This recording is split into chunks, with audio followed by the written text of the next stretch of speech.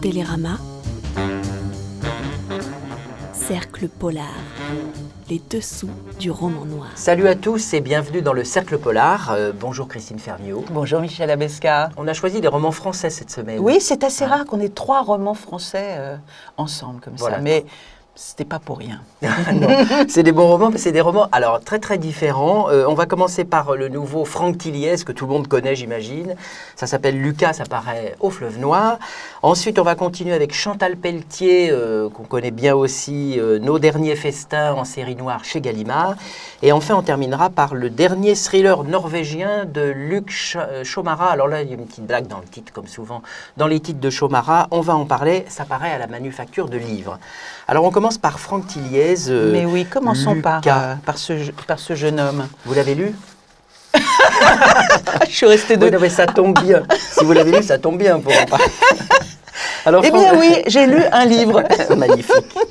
Alors, Franck Tilliez, je ne le présente pas, ou à peine, parce qu'on le connaît tous très bien. Il est scénariste, scénariste BD aussi, romancier bien sûr. Il a commencé en 2003, ça commence à compter. Mais oui, et puis je me souviens, c'était un livre qui avait tout de suite fait beaucoup d'effets et qu'on a réédité après, un peu plus quelques années après. Parce que c'était un livre qui était paru dans une petite maison d'édition. Oui, c'est ça, début. Exactement. Hein? Après, il y a eu en 2005 la Chambre des Morts, dont oui. on a beaucoup parlé, qui était d'ailleurs, il faut bien le dire, un magnifique roman.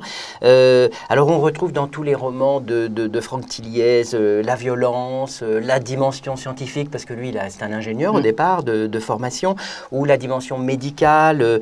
C'est toujours des histoires très denses, des intrigues multiples, très, très imbriquées. J'aime bien quand vous faites comme ça, on sent bien que ça va mal finir.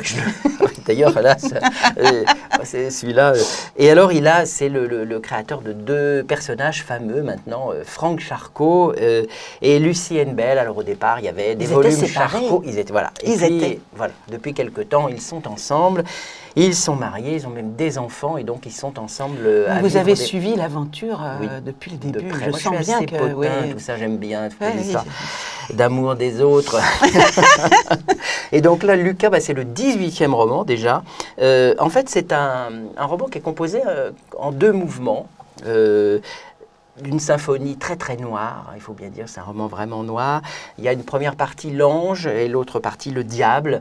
Alors, comment résumer? C'est impossible de résumer les livres de Franck Tilliez. On peut parler du début, effectivement, du début de l'histoire, qui est assez, finalement, presque une histoire de vie quotidienne, enfin, du moins une vie, quelque chose de social dans l'esprit. Oui, c'est ça, puisqu'en fait, le prologue, c'est un homme qui va rencontrer une femme dans un hôtel, mais en fait, pour faire une insémination artificielle, parce que lui, dans son couple, ne peut pas avoir d'enfant, et donc il fait appel à une mère porteuse pour avoir cet enfant. Ça commence comme ça. Et en fait, on va très vite venir sur un homme en révolte contre certaines dérives de notre société. Et qui va réagir de manière extrêmement brutale par la terreur. Donc la première partie est très très très dure. Et finalement, dans la deuxième partie, on va voir à l'œuvre. Je ne peux pas en dire plus, ce serait dommage. Non, je vous écoute et je me dis, ce garçon quand même arrive à trouver le juste équilibre pour ne pas trop en dire. Voilà. Et dans la deuxième partie, le diable, alors en fait, c'est un réseau qui en fait travaille sur des expériences limites. C'est-à-dire, on va être dans le transhumanisme, on va être dans l'exploitation des big data, on va être dans l'intelligence artificielle, avec en fait, c'est comme une espèce d'alerte que Franck Tilliez sonne dans ce livre pour montrer que si, bien entendu, il peut y avoir des choses très intéressantes qui sortent de toutes ces découvertes, de toute cette modernité, il y a aussi un aspect très noir, très sombre, dont il faut se méfier. Donc c'est toute la question science et conscience, comment trouver le bon équilibre, etc. C'est pas la première fois qu'il se pose ce genre de questions. C'est vrai que son côté scientifique est toujours dans cette idée de parler des dérives possibles et puis d'aller au-delà, puisque c'est quand même un auteur de thriller et que c'est ce qui l'intéresse, c'est de montrer tout ce qui pourrait se passer de particulièrement sordide. C'est ça qui est intéressant, parce que c'est un thriller. Alors ça, vous allez me dire si vous avez vécu la même expérience. moi je le trouve extrêmement réussi sur le plan thriller, c'est-à-dire que j'ai vraiment pas pu le lâcher, j'ai lu ça d'un bout à l'autre, j'ai trouvé ça absolument passionnant, c'est très très dense, c'est très serré, comme d'habitude, mais c'est pas uniquement une mécanique de thriller pour le plaisir, il y a vraiment du fond et il consacre, même si ça rentre très bien dans son intrigue, beaucoup de temps et j'ai appris plein de choses, moi, en fait, sur toutes ces questions. Comment vous l'avez reçu, vous, ce livre, Christine? Je trouve qu'il y a une évolution chez Franck Tilliez qui est très intéressante, c'est-à-dire c'est un auteur de thriller qui a un succès énorme et justifié, qui n'est pas comme certains auteurs qui tirent à la ligne et qui racontent des histoires avec des pauvres petites filles qui sont enfermées dans des caves. Oui, là, c'est des pures mécaniques de thriller sans grand intérêt. Et lui arrive, du coup, avec un public qui le suit, à le faire réfléchir avec lui. Et je trouve que c'est justement ce qui est intéressant chez lui, c'est de ne pas se contenter de raconter une bonne histoire, bien briquée, bien nettoyée, bien tricotée, c'est de faire réfléchir régulièrement sur des grands faits de société, sur les dérives possibles. Et du coup, ce public très large et qui pourrait se contenter d'une histoire, enfin, qui se contente souvent d'une histoire bien faite, finit par être emporté aussi par sa réflexion. Et je pense que c'est un garçon de conscience aussi, de conscience littéraire et de conscience scientifique.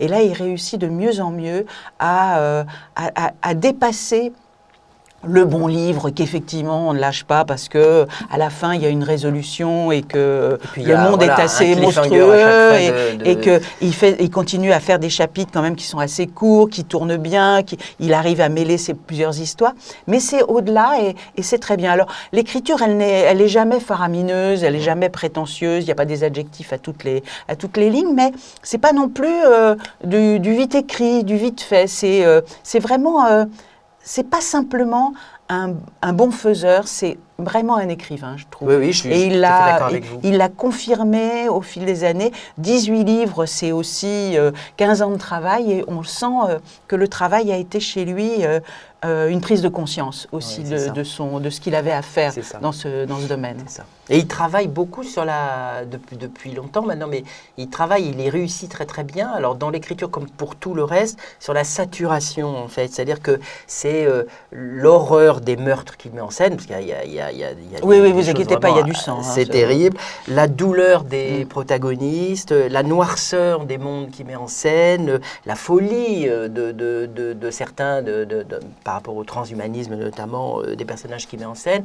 Et puis moi j'aime bien aussi cette manière qu'il a de montrer au fur et à mesure ses personnages favoris, en fait, oui, la qui fatigue, sont toujours l'usure en proie de au doute et à ce métier qu'ils font, mais qui les épuise, qui les dépasse et qui les rend ça les rend très humains, alors que on a souvent dans le thriller un côté déshumanisé et caricatural qu'il arrive toujours à éviter. Ils ont une vraie épaisseur et en fait c'est vrai qu'on s'intéresse à ce qu'ils deviennent au fur et à mesure. Je crois qu'on a bien aimé ce livre. Oui.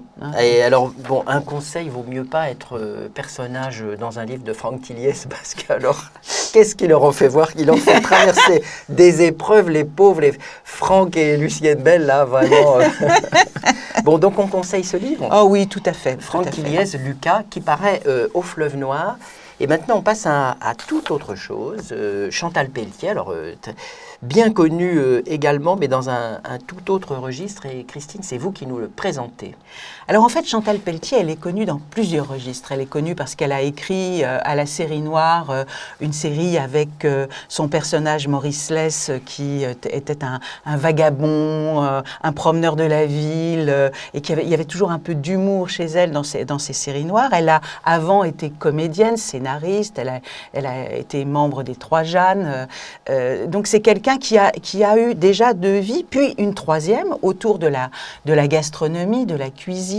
C'est une grande voyageuse. Quand elle avait écrit 5 femmes chinoises, elle racontait aussi tout ce qu'il y a de passionnant dans la transmission, dans le goût des choses.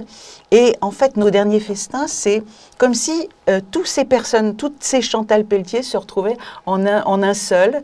Et quel personnage d'ailleurs, parce que C'est une espèce de dystopie gastronomique, en fait. Oui. On est en 2044, c'est-à-dire demain. On risque de perdre sa carte de sécurité sociale si jamais on mange trop gras, parce que chaque plat, genre le camembert au lait cru, alors là, c'est terminé. Vous n'en mangerez plus, sinon vous perdez votre carte de sécurité sociale. Mais c'est qu'en fait, c'est comme si c'est la carte, elle imagine que la carte vitale devient une carte à points, en fait. Donc, si on dépasse en sucre, en graisse, etc., eh bien, on perd des points. Et à un moment donné, si on a perdu tous ces points, eh ben, on n'est plus remboursé. Et si on n'est pas soigné, même si on a un besoin urgent de soins. Voilà. Et c'est une sorte de vie de prohibition absolument effrayante. Il y a un crime. Et deux personnages tout à fait hauts en couleur, dont la flic en question qui s'appelle la Janvier. Ah oui, Madame Janvier, un peu comme... Alors en fait, c'est des contrôleurs sanitaires en fait qui ont remplacé les flics et qui sont en train de vraiment, ils contrôlent les fourchettes des gens. Quoi. Et elle, c'est quand même quelqu'un qui aime beaucoup manger, donc il y a une espèce de délicieuse contradiction. On est en Provence, donc on ne va pas aller plus loin sur cette histoire-là, mais c'est vrai on peut dire qu'elle est associée à un jeune homme qui lui arrive du Nord, qui vient en Provence, qui va travailler avec elle, et lui c'est tout l'inverse parce qu'il est mince comme ça. Et lui, il est jugulaire. Voilà, c'est ça. Et elle joue sans cesse sur ces contradictions, c'est-à-dire la prohibition et donc le marché noir, le jeune flic et sa supérieure hyper gourmande, la vraie cuisine et la fausse. Et elle a, en fait...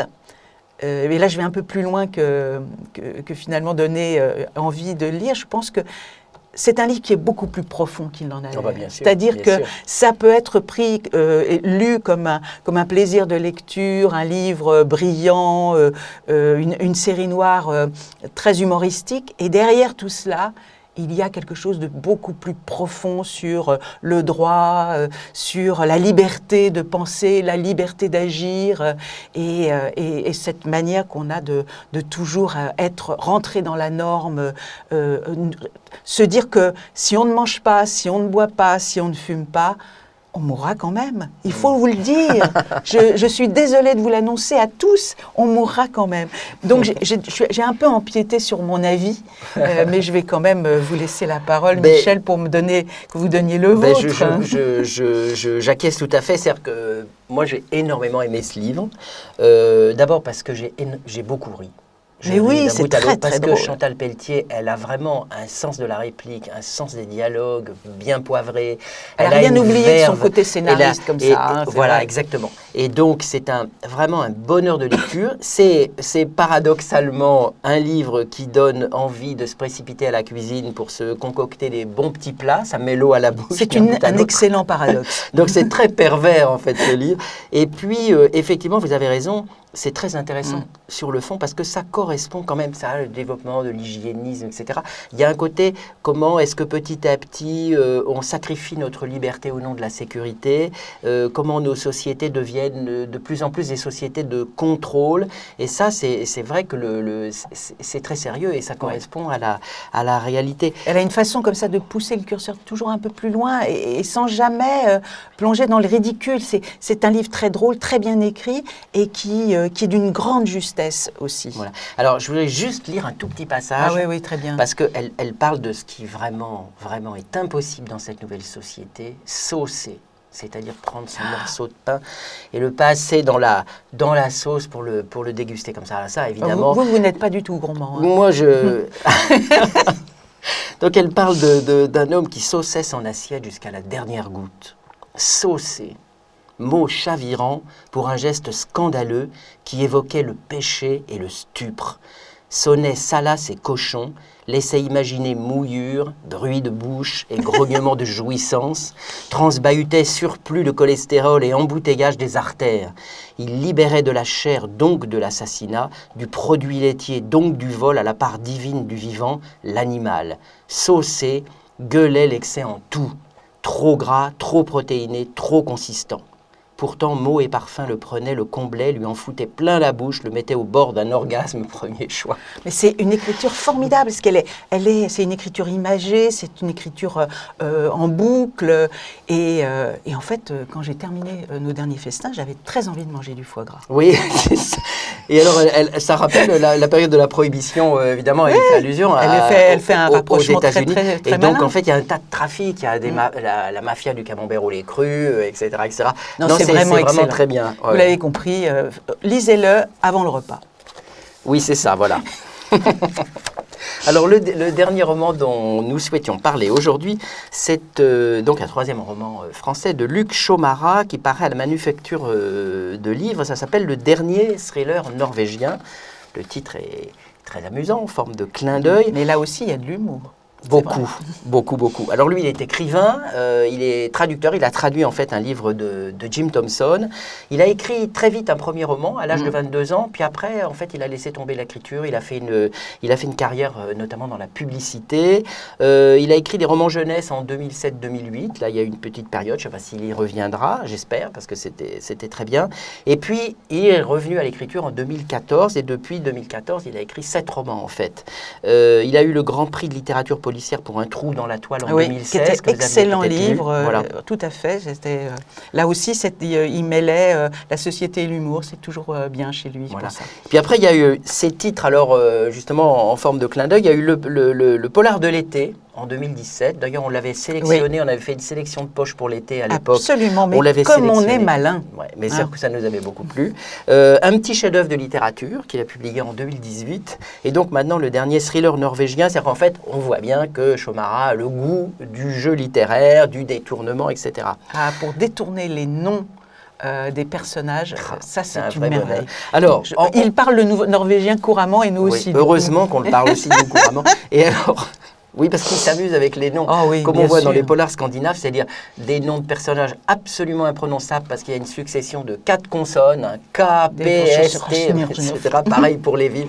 Et alors en fait, d'un mot, c'est un éditeur français qui s'appelle Delafeuille, qui est parisien évidemment, comme la plupart des éditeurs en France, pays très très concentré. Il arrive à Copenhague. Parce qu'il veut, et il est en compétition avec d'autres maisons, avec Hachette, avec les presses de la Cité, il veut acheter en fait les droits d'un best-seller, le dernier best-seller d'une star du roman nordique norvégien. Et voilà, donc il arrive à Copenhague, il est à l'hôtel, et puis on lui passe le livre pour qu'il puisse le lire. C'est l'agent, lui passe le livre, lui fait passer. Et là, il lit le livre et il s'aperçoit qu'il est dans le livre. Oui, c'est la fiction dans la fiction. Voilà, c'est un délice. Voilà, parce qu'en fait, c'est une histoire de serial killer. En plus, c'est pas marrant de se retrouver dans un roman. Un serial killer avec Sherlock Holmes. Qui s'appelle l'Esquimau. Voilà, parce qu'il est dans le livre et en fait, il est dans le livre avec Sherlock Holmes qui va bien l'aider à mener son enquête. C'est vraiment. Qu'est-ce que vous en avez pensé, Christine? Moi, j'ai trouvé que c'était à la fois, il y a un côté très potache chez Luc Chaumarat qui me ravit parce que on sent qu'il s'amuse bien, qu'il a envie de nous faire rire, qu'il détourne un petit peu et le monde de l'édition et le thriller norvégien aussi. Et puis qu'il y a derrière tout ça, pas autant que Chantal Pelletier, mais il y a aussi l'idée que ce qui compte en fait, c'est la lecture, c'est le plaisir du texte écrit en papier et que au fond on en viendra là, c'est-à-dire se réfléchir sur ce que c'est que l'écriture, sur ce que c'est que la lecture, sur ce que c'est qu'un lecteur et en fin de compte ce côté un peu potache, un peu léger où on se dit ouais bon il arrive d'un seul coup à donner quelque chose de beaucoup plus construit, de beaucoup plus fort que ça n'en a l'air, et ça, c'est assez fort. Oui, il y a une belle référence d'ailleurs, visiblement, il a un goût pour Andersen, et il est beaucoup question de Andersen. Quitte à choisir un nordique, autant choisir Andersen plutôt que le dernier thriller norvégien, dont on ne parle pas beaucoup nous-mêmes. c'est pas un, comment dire ça, c'est pas un pastiche. Non, non, non. C'est pas du tout un pastiche, faut pas se tromper. Mais il joue beaucoup sur la mise en abîme, etc. Mais il y a quand même beaucoup il égratigne quand même beaucoup cette monde de espèce l'édition, mode du polar oui. scandinave qui se ressemblent tous. Même s'il dit qu'il aime beaucoup les Mankell ou les Johannes Bö ou des gens comme ça. Et puis sur l'édition, c'est quand même assez vache. Il y a un regard assez, notamment à un moment, il parle de l'éditrice de Hachette, qui est donc une de ses concurrentes, qui est sur place aussi pour essayer de choper les droits de ce thriller norvégien. Et c'est très court, mais j'ai beaucoup aimé. C'est pour vous montrer le côté piquant de... Elle dit « Je ne peux pas prendre le risque d'avoir l'air cultivé. Cela signifierait que je consacre une partie non négligeable de mon temps à des choses dont la rentabilité peut être sujette à caution. » Ah oui, le mot rentabilité dans ce livre-là a tout son sel. Et qui prend de plus en plus de place dans l'édition. Mais en fait, on a aimé ces 3 livres, je crois, voilà. Qu'on va vous conseiller vivement pour donc les beaux jours. Voilà, ce dernier, c'est le dernier thriller norvégien de Luc Chomara à la Manufacture des Livres. Donc ça vous en fait 3 à lire, c'est pas mal. Oui, mais maintenant, on commence à lire dans un fauteuil dans le jardin public. C'est pas mal. Bien sûr. C'est pas mal. Et donc, on se retrouve très bientôt pour vous proposer d'autres lectures pour l'été qui ne fait que commencer. Merci Christine Ferniaud. Merci Michel. Merci à vous. À Bonne bientôt. lecture. Bye bye. Télérama. Cercle polar. Les dessous du roman noir.